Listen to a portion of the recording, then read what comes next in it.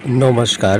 গত ২৬শে মে তারিখের এই ভিডিওটি ঝুলন পুলের। এই যে ঝুলন পুলের পুরনো ব্রিজে গাড়ি পারাপার হচ্ছে, আর এই সাইডেই নির্মাণ হচ্ছে নতুন ব্রিজটি। মধ্যখানে ঢালাইয়ের কাজ বাকি রয়েছে, আর দু সাইডে ঢালাই হয়ে গেছে। আর এই যে নিচে যে নদীটি রুকনি নদী,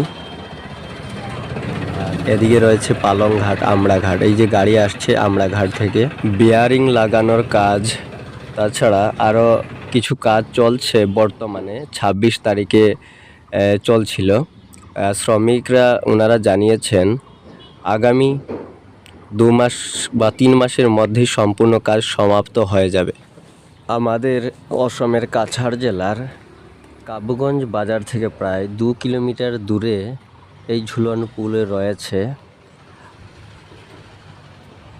আমি বর্তমানে রয়েছে এই কাবুগঞ্জের দিকে, এ সাইডে। আর ওই যে এখান থেকে আমাদের ভুবন তীর্থ দেখা যাচ্ছে। শ্রমিকগণ, এই যে শ্রমিক ভাইয়েরা দাদারা কাজে ব্যস্ত রয়েছেন। ওনারা জানিয়েছেন বিয়ারিং লাগানোর কাজ চলছে, তাছাড়া আরও অন্য কাজ চলছে। ওইটা বিয়ারিং ও লেখা আছে তো।